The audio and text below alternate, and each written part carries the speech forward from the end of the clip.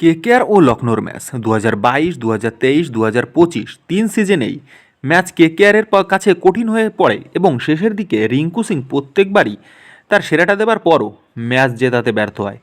আর এবারেও সেই একই পরিস্থিতি আবারও রিপিট হলো, কিন্তু এবার রিঙ্কু সিং নয়, সেটা এলএসজি এর ব্যাটসম্যান মুকুল চৌধুরী। যেখানে রিঙ্কু প্রত্যেকবারই ব্যর্থ আর মুকুল কিন্তু সফল হয়েছে। এবারের সিজনে কেকেআর এবং এলএসজির ম্যাচে দু দলের কাছেই ম্যাচটা ইম্পর্টেন্ট ছিল। যেখানে কেকেআর দুটি ম্যাচ খেলে দুটোই হেরেছিল আর লখনৌ একটি জিতে এবং একটি হেরেছিল।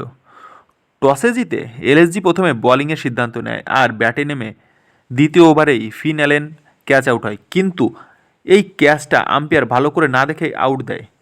কিন্তু পরে দেখা যায় যে ফিল্ডার ক্যাচ ধরার সময় তার পা বাউন্ডারি লাইন টাচ করে। তারপর ব্যাটে নেমে রাঘুবংশী এবং রাহানে মিলে স্কোরবোর্ড চালিয়ে নেয় এবং তারা 10 ওভারে 100 রান করে ফেলে। এরপর তারা দুজনে আউট হয়ে গেলে ব্যাটে নামে গ্রিন এবং রিঙ্কু, দুজনে একটু স্লো খেলে, কিন্তু রিঙ্কু সিং তার খারাপ ফর্ম চালিয়ে যেতে থাকে। রিঙ্কুয়ের লাস্ট কয়েকটি ম্যাচের ব্যাটিং দেখলে মনে হয় যে সে বর্তমানে দলের কাছে বোঝা হয়ে উঠেছে। এরপর ব্যাটে নেমে রাব্বান পাওয়েল এবং ক্যামেরন গ্রিন একটা পার্টনারশিপ গড়ে তোলে এবং স্কোর 180 পরে নিয়ে যায়। এরপর এলএসজি ব্যাটে নেমে পাওয়ার প্লের মধ্যেই তাদের দুই ওপেনারকে হারায়। কেকেআরের বোলাররা এলএসজি এর টপ 4কে 100 রানের আগেই আউট করে দেয়। যেখান থেকে কেকেআরের কাছে ম্যাচটা একদম সহজ মনে হচ্ছিল, কিন্তু শেষের দিকে আয়ুষ বদনি ভালো ব্যাটিং করে যায়।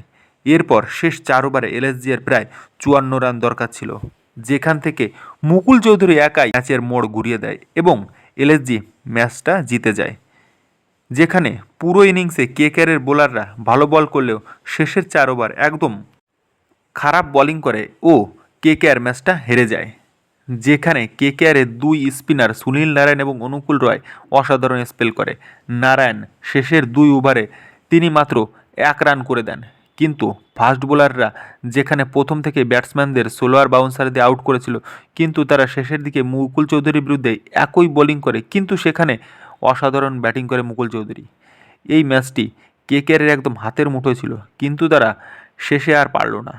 এই ম্যাচ কেকেআর হারলেও তাদের কয়েকটি পজিটিভ দিক লক্ষ্য করা গেছে, যেখানে রাহানে এবং রঘুবংশের ব্যাটিং এবং ক্যামেরন গ্রিনের রানে ফেরা এবং তার বোলিং করা। আর বোলিংয়ে কেকেআরের বোলারদের ভালো টেম্পারমেন্ট দেখা গিয়েছে, তারা পাওয়ার প্লেতে ভালো বল করেছে এবং আজিঙ্কে রাহানেও ক্যাপ্টেন্সিতে ভালো বোলিং করিয়েছেন। কেকেআরের বর্তমানে 4টি ম্যাচ হয়েছে আর তাদের 10টি ম্যাচ রয়েছে, ফলে রেসে টিকে থাকতে হলে এখান থেকে তাদের কামব্যাক করতে হবে।